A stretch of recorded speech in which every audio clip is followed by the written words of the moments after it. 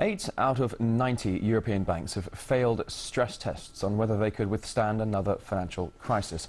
None were in Italy, which it hopes might help the country to fend off its spiralling debt costs, along with the €70 billion cuts which Parliament passed on Friday. But as RT's Sarah Firth reports, there's only so much that can be done before the people take power into their own hands. As the clouds gather over Athens and the Greek bailout battle continues, dark times could now lie ahead for Europe. Well, everybody here is afraid for the future. With Eurozone countries like Italy looking on increasingly unstable ground, can the euro ride out this financial storm? This is really something quite frightening, and if indeed Italy really goes into big trouble on the financial markets, this is certainly a totally new phase of this euro crisis, a whole new dimension. The euro fairy tale was all too appealing. Countries tripped over themselves for a bite of the juicy apple, but now many are left regretting taking the bait. With drachma, it was not bad. I mean, now the products are expensive, the salaries are not so high. After more than a decade of growth, businesses like Babas's have been hit hard.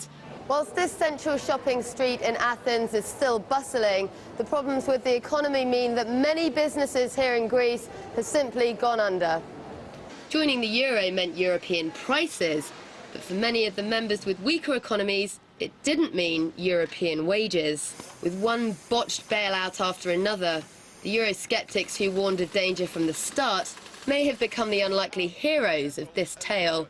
Just who the hell do you think you people are? You are very, very dangerous people indeed. Your obsession with creating this Euro state means that you're happy to destroy democracy. You appear to be happy for millions and millions of people to be unemployed and to be poor.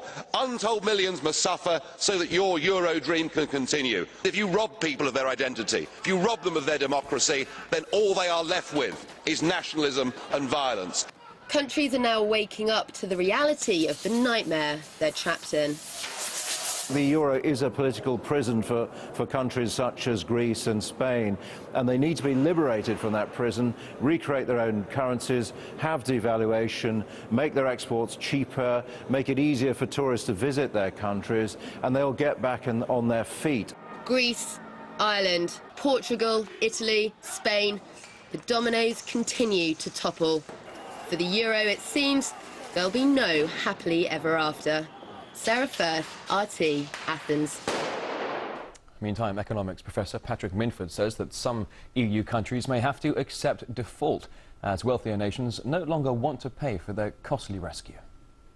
Well, I think we've known all along that a lot of banks in Europe and in the north would not pass stress tests if these stress tests included the possibility of sovereign default, because of course they've got loads of Greek and Portuguese and Spanish debt. And so there was never any question that one of the reasons why it might be in Germany's interest to bail out Greece is that if it doesn't, it's going to have a banking crisis of its own and will have to bail out its own banks. But I think the judgment of the taxpayer is they'd rather bail out their own banks, if they have to, than keep on giving money to Greeks who may never give it back to them. So there's no bailout really in prospect by these rich northern countries, and therefore the other countries have to think of some way of getting by, and that's going to be default.